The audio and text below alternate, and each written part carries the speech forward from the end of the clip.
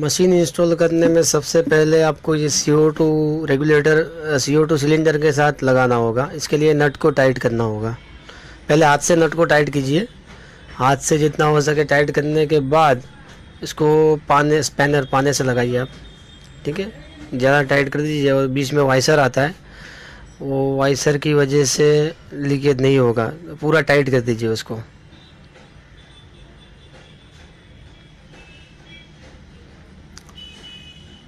इसको पूरा टाइट करने के बाद यहाँ पर 2 पाइप है। एक पाइप पर 80 PSI लिखा हुआ है, 80 PSI।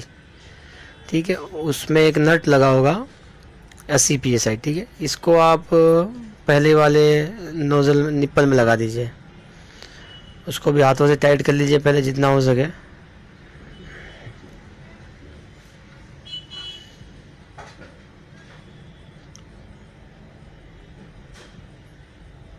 फिर एक दूसरा पाइप होगा, ऊपर लिखा होगा 40 PSI, 40 PSI। उसको आप दूसरे वाले निप्पल में लगा दीजिए। उसको भी हाथों से जितना हो सके टाइट कर दीजिए।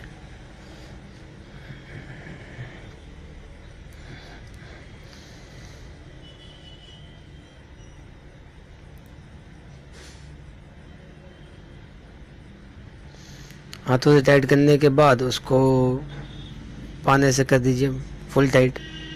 इसमें भी बीच में वाइसर लगा होता है ताकि लीकेज ना हो।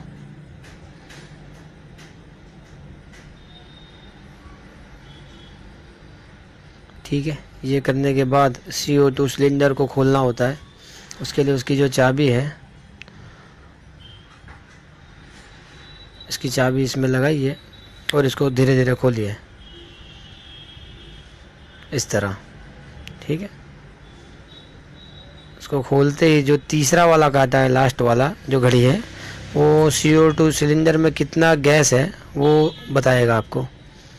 ठीक है, इसको 2-4 आंटे खोल दीजिए थोड़ा, और ये आपको बताएगा कितना अंदर गैस है सिलेंडर में।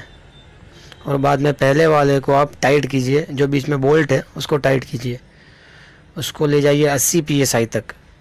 जैसे टाइट करते जाएंगे ये सुई ऊपर चलती जाएगी घड़ी की, और 80 पर आए तो उसको छोड़ दीजिए। अगर हाथों से ना हो तो फिर उसको स्पैनर से कीजिए। 80 PSI तक ला के छोड़ दीजिए उसको।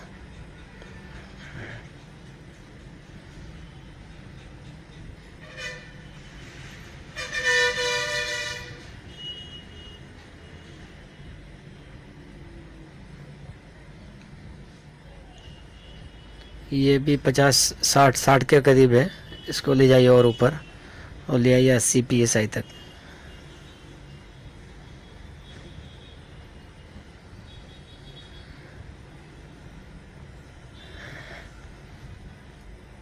ठीक है, बस अब इसको छोड़ दीजिए और दूसरे वाले को आप ले जाइए 40 PSI तक, 40 PSI तक। जो कि सरफ्लो पंप में जो गैस का कनेक्शन जाता है वो ये है, वो उसको 40 तक लाइए। ये 40 तक आ चुका है।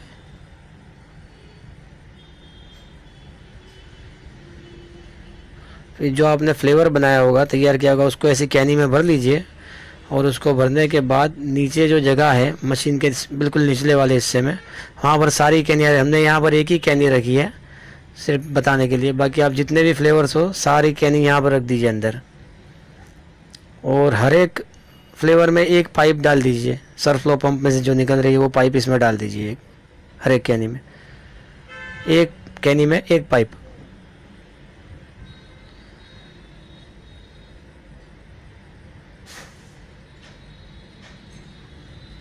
सारी कैनी एक एक करके रख दीजिए ताकि सारा कनेक्शन लग जाए सिरप का। हर एक कैनी के लिए एक पंप है और हर एक कैनी में एक पाइप डालनी है।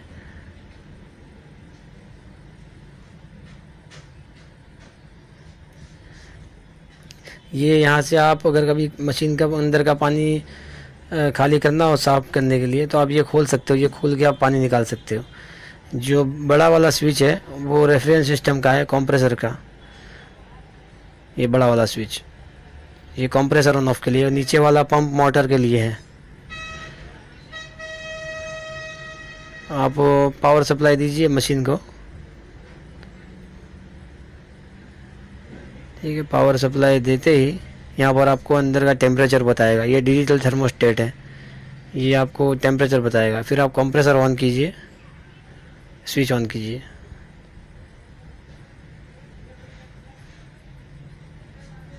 स्विच ऑन करते ही कंप्रेसर ऑन हो जाएगा। ठीक है, ये अंदर कंप्रेसर ऑन हो चुका है। फ़ैन घूम रहा होगा, फ़ैन की आवाज़ आपको आ रही होगी। ठीक है, अभी छोटा स्विच ऑन नहीं करना है। अभी पहले आप देख लीजिए अंदर कूलिंग आ रहा है नहीं आ रहा है।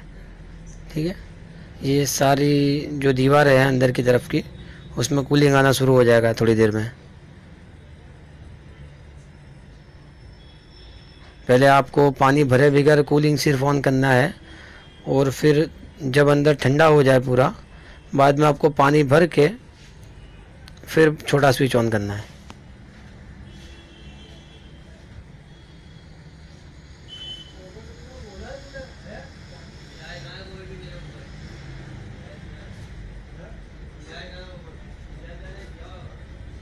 यहाँ पर कूलिंग आ रहा होगा अंदर की तरफ। अगर कूलिंग आ जाए, फिर पानी भरने के बाद आप ये छोटा स्विच फिर ऑन करें।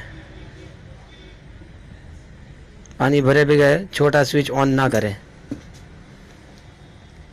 याद रखिए, पानी भरे बगैर छोटा स्विच है जो पंप मोटर का, वो ऑन नहीं करना है। पहले पानी भर लीजिए फिर ऑन कीजिए। ठीक है,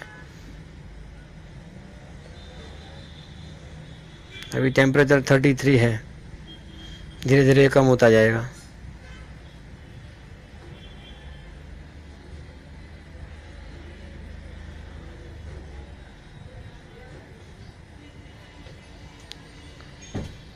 फिर आप वाल में से सोडा निकालिए एक एक करके। आपका फ्लेवर्ड सोडा शुरू हो जाएगा। यहाँ पर हमने सिर्फ पानी भरा हुआ है कैनी में, इसलिए यहाँ पर फ्लेवर्ड नहीं आएगा, सिर्फ सोडा ही आएगा।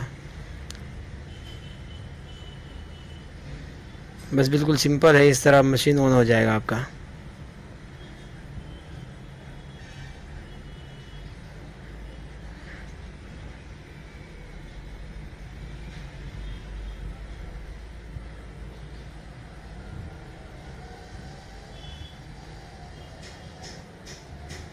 ये मैंगो वाल है, ये नॉन CO2 है। जो बीच में जो स्टील का वाल है वो नॉन CO2 है।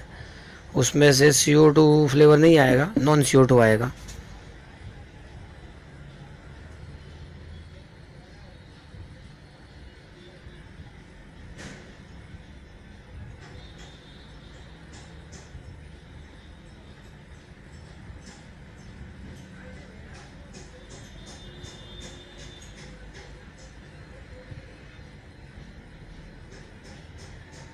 ये सारे सरफ्लो पंप हैं जो सिरप के लिए हैं।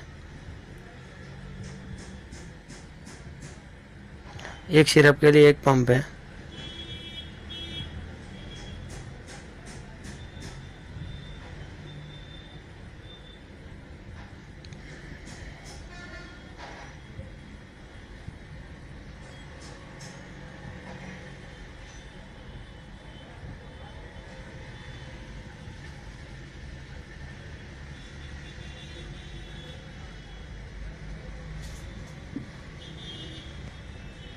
ये मैंगो वाल है, नॉन CO2।